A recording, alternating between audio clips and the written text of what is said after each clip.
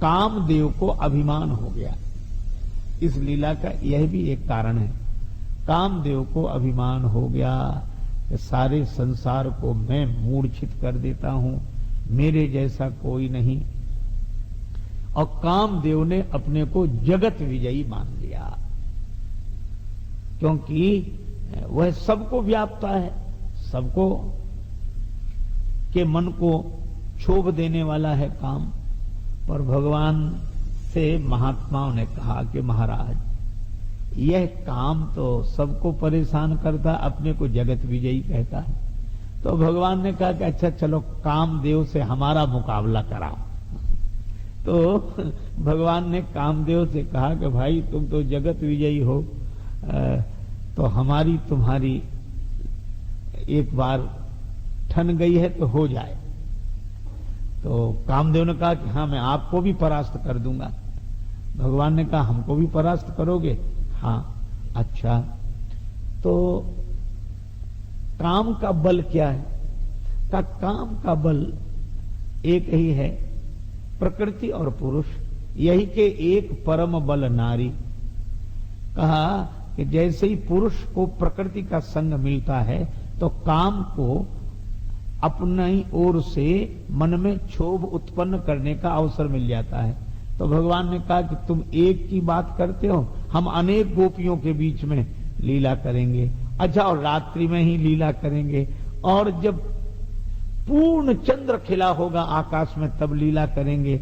अब तुम आओ और तुम अगर सफल हो जाओ तो फिर ठीक है, पर एक बात बताओ, लड़ाई कहाँ की ठीक रहेगी, किले की कि मैदान की? तो कामदेव बोला कि मैं तो मैदान में। तो भगवान ने कहा कि चलो किले की लड़ाई मैं भी नहीं चाहता, मैदान में। और निमंत्रण दे दिया। कब? कहा कि यह शरद पूर्णिमा का समय, समुज्वल प्रकाश, चारों तरफ पूर्ण चंद्र आकाश में, जमुना जी की निर्मल धारा कलकल निनाद करते हुए बह रही है, सुंदर श्वेत शुभ्र बालुका बिछी हुई है। उस तट पर अनेक गोपियों के मध्य भगवान प्रकट होकर मानो काम को चुनौती देते हैं। तो शंकर भगवान भी देखने गए। इस काम ने बहुतों को परेशान किया, अरे इसने अनेकों को मूर्छित कर दिया। शंकर जी ने कहा कि भगवान, इस काम ने तो हम पर भी बाण का प्रहार किया था, तो हम तो जाग गए थे, लेकिन अब आपकी लीला में देखते हैं इस काम की क्या दशा होती है।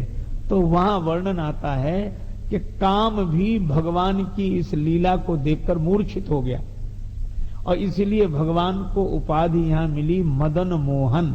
भगवान का नाम हुआ मदन मोहन, जो मदन के मन को भी मोहित कर लेने वाले हैं। मदन का मद नहीं रहा, अभिमान नहीं रहा। इसलिए इस लीला का उद्देश्य है कंदर्प दर्प। कंदर्प का दर्प दमन करने के लिए भगवान ने यह लीला की। अच्छा, काम क्यों सफल नहीं हुआ? इसलिए सफल नहीं हुआ कि काम को अपना प्रभाव दिखाने के लिए द्वैत चाहिए, दो चाहिए। और भगवान श्री कृष्ण की लीला का रहस्य यह है कि दिखने में दो पर भीतर से अद्वैत। आहा, और जहां भीतर से अद्वैत का निश्चय हो और व्यवहार में द्वैत हो, वहां काम सफल नहीं हो सकता। यही उसका मूर्छित हो जाना है। तो यह कथा यह संकेत करती है कि गोपियां और श्री कृष्ण एक ही हैं। अनेक भगवान अनेक रूप धारण करते हैं तो गोपी हो जाते हैं, और एक रूप में रहते हैं तो श्री कृष्ण हो जाते हैं। माला विभूषण वस्त्र आदि के गिर गए कब अंग से, भूली सभी सुधि गोपियां प्रिय अंग के शुभ संग से। श्री कृष्ण के चिंतन में रत श्री कृष्ण में ही खो गई, श्री कृष्ण की वे बल्लभा श्री कृष्ण मय ही हो गई। इसलिए यह दो नहीं, प्रेम उधर से चला इधर से प्राण सिधारे, दोनों ही मिल गए देह मंदिर के द्वारे।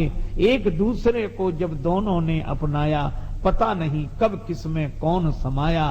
प्रेम तत्व के सिंधु में प्राण बिंदु जब खो गया, तो पंच तत्व तन त्याग कर अलख निरंजन हो गया। यह अलख निरंजन की लीला है, और इसीलिए इस प्रसंग का तो वर्णन होगा ही। पर इसकी भूमिका के संदर्भ में हमने यह बात आपसे कही है। और एक और मैं आपसे निवेदन करूं, रासलीला का प्रसंग की जो फलश्रुति है वह यह है कि व्यक्ति इस प्रसंग को सुनकर कामादि वृत्तियों पर सहज विजय प्राप्त कर लेगा, उसका मन निष्कलुष हो जाएगा, वह वासना विमुक्त हो जाएगा। क्यों? क्योंकि वह एक रहस्य जान लेगा। आप इसे ऐसे समझें, एक बार कोई आदमी अपने ही मकान में गैलरी से आगे बढ़ रहा था। गैलरी में एक कमरा था, कमरे के किवाड़ बंद थे, भीतर से आवाज आई और बहुत धीमी गति में आवाज आई। दो व्यक्ति बात कर रहे थे, एक स्त्री एक पुरुष, और दोनों प्रेम की बातें कर रहे थे। अब इस आदमी ने बाहर से सुना कि ये कौन है भाई, तो उसको लगा कि कोई आपत्तिजनक स्थिति है। यह तो दो प्रेमी एकांत में प्रेम की वार्ता कर रहे हैं, ये दो हैं, पर ये हैं कौन? बहुत गलत हो रहा है, बहुत अमर्यादित है। तो उसको क्रोध आया। अब दो ही स्थितियां आएंगी, या तो उसे क्रोध आएगा और या किसी को उस बात में वासना का रस आएगा, तो कहेगा ठहरो ठहरो, सुनो सुनो सुनो, देखो क्या हो रहा है। पर एक आदमी आया, उसने कहा कि नहीं, इनको निकालो बाहर। कौन है? तो दरवाजा खटखटाया। कौन हो? खोलो दरवाजा। भीतर से पुरुष ने कहा खुला ही हुआ है, आ जाओ। साकल भी बंद नहीं थी, किवाड़ ऐसे ही लगे हुए थे। किवाड़ खोलकर जो देखा तो एक आदमी खड़ा। किससे बात कर रहे थे? किसी से नहीं। अरे मैंने खुद अपने कान से सुना, यहीं सुना, इनसे पूछो, ये भी सुन रहे थे और ऐसी ऐसी बातें तुम लोग कर रहे थे। तो कहा कि ढूंढ लो कमरे में। अब बहुत खोजा, एक कोई मिला ही नहीं दूसरा। किवाड़ खोलकर देखा, कोई दूसरा था ही नहीं, वही एक आदमी था। तो अब जिसको क्रोध हुआ था उसका क्रोध भी चला गया, और जिसको वासना के रस की अनुभूति के कारण काम उत्पन्न हो रहा था उसका वह काम भाव चला गया। कब चला गया? जब किवाड़ खोलकर देखा ये कही है। तब कहा भैया रहस्य तो बताओ क्या? बोले सुना तो हमने, दो लोग बोल रहे थे, एक महिला भी तुम्हारे साथ थी और तुम्हारी आवाज थी। वह हंसने लगा, बोले है तो खोजो। का खोजने पर मिलती नहीं है। तो उस बाद में रहस्य क्या निकला? रहस्य यह निकला, वह व्यक्ति कलाकार था और ऐसा अद्भुत कलाकार था कि वह अकेला ही पुरुष की बोली बोल लेता था और वह स्वयं ही महिला की बोली बोल लेता था। तो वो पहले पुरुष बनकर बोले, फिर महिला बनकर बोले, पर पुरुष और महिला दो थे नहीं, पर किवाड़ लगे थे, इसलिए भ्रम हो रहा था। और जब किवाड़ खुल गए तो पता लग गया कि दो हैं नहीं, एक ही है। बस यही भगवान श्री कृष्ण की और गोपियों की लीला है। अगर अज्ञान का किवाड़ बंद होगा तो हमको दो समझ में आएंगे, और गुरु कृपा से अज्ञान का किवाड़ खुलते ही समझ में आ जाएगा कि यह ऐसा कलाकार है कि ये स्वयं पुरुष है, स्वयं प्रकृति है, स्वयं बांसुरी वादक है, स्वयं कृष्ण है और स्वयं गोपी है। अनेक रूप रूपाए विष्णवे प्रभु विष्णवे। तभी सूरदास जी ने कहा, सूर ताहे की कहा बखाने, गोविंद की गति गोविंद जाने।